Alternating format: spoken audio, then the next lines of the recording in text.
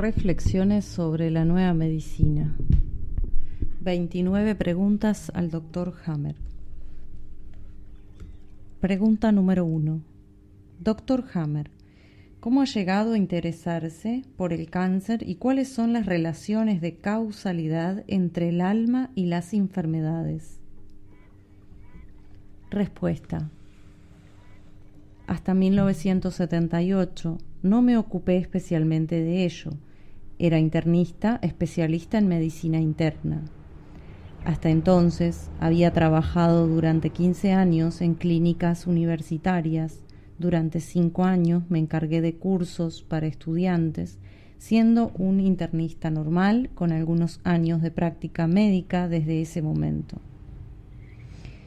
Después ocurrió algo terrible. Un individuo enfurecido y enloquecido disparó sin la menor razón sobre mi hijo Dirk, que dormía en la cubierta de un barco.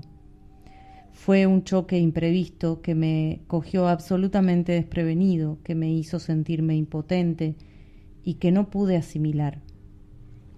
En la vida cotidiana, los conflictos y problemas normales no provocan en nosotros un choque tan brutal, puesto que tenemos siempre ocasión para ir preparándonos para afrontarlos. Por el contrario, los conflictos para los que no estamos preparados y que provocan una perturbación psíquica violenta, un choque, a estos les llamamos conflictos biológicos. Y fue así como en 1978 caí enfermo por un conflicto biológico, concretamente por un conflicto de pérdida, desarrollando un cáncer testicular. Hasta entonces nunca había estado seriamente enfermo, por lo que reflexioné y pensé que este cáncer se debía sin duda de alguna manera a la muerte de mi hijo.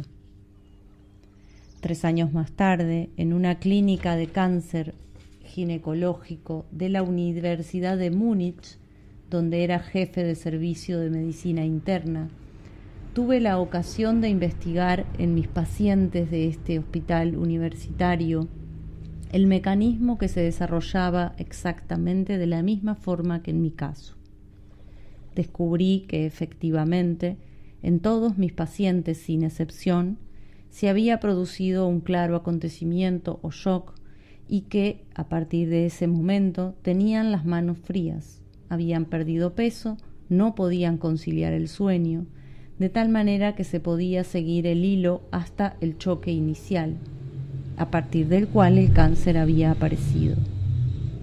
En esta época, esta opinión era totalmente contraria a las tesis oficiales de la medicina facultativa, y a partir del día en que las expuse ante mis colegas, tuve que elegir entre abandonar inmediatamente la clínica o abjurar de mis ideas.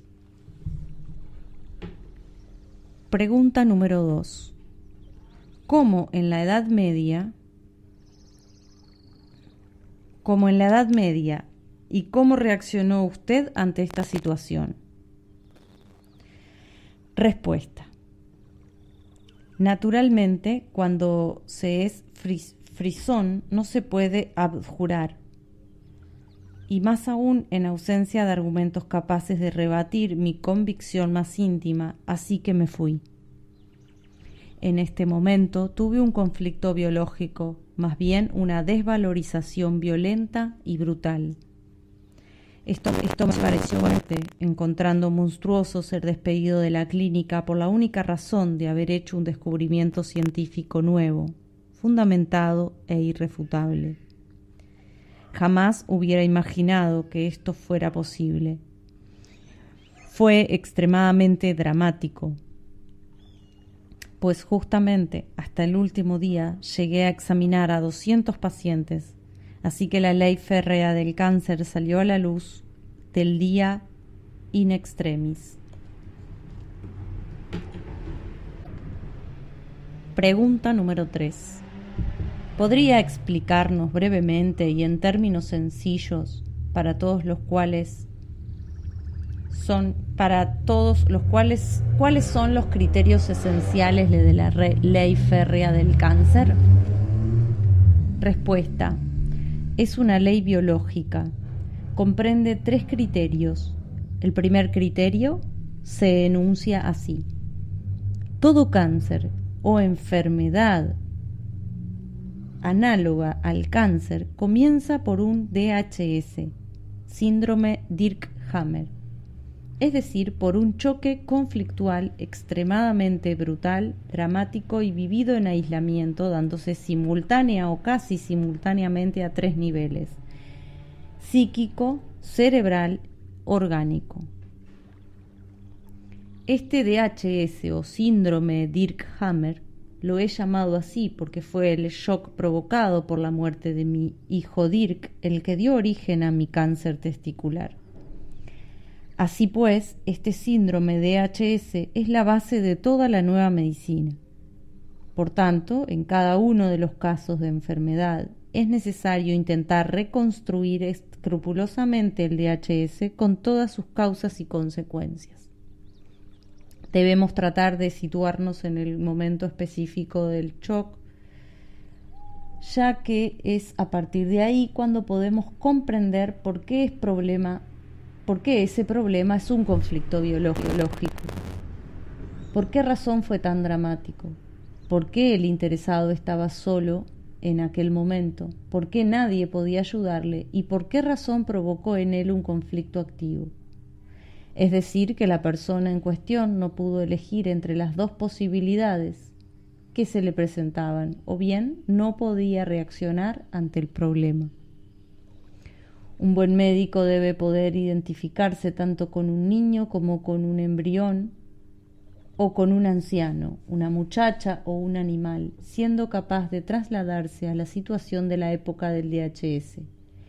Esto es, para él, el único medio de hacer una diferenciación clara entre un problema de los que tenía cientos y un conflicto biológico.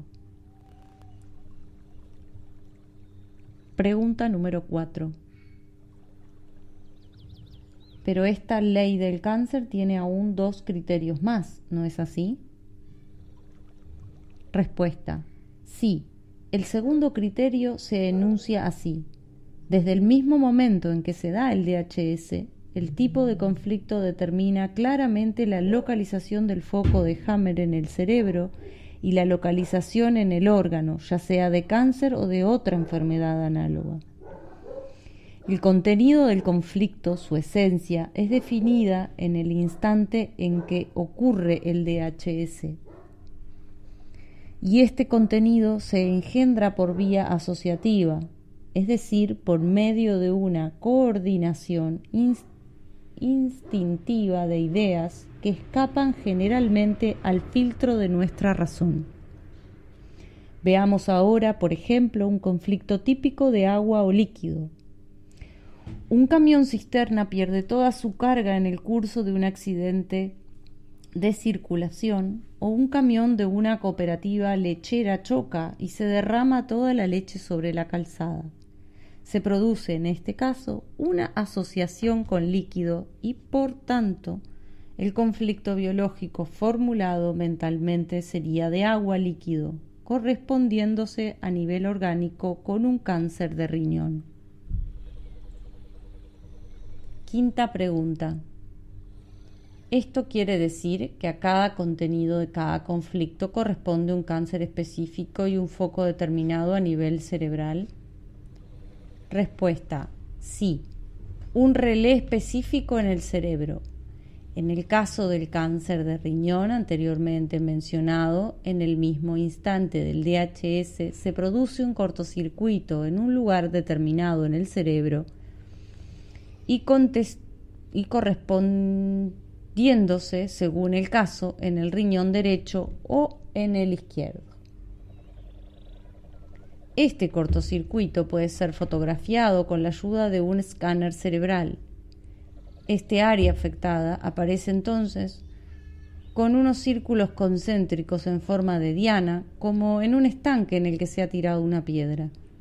Hasta ahora estas imágenes han sido siempre mal interpretadas por los radiólogos, que las consideraban como un fenómeno de origen artificial mecánico del aparato.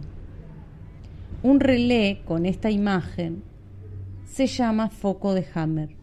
No he sido yo quien lo ha bautizado así, sino mis detractores, que se burlaban de estos divertidos focos de Hammer cuando los descubrí.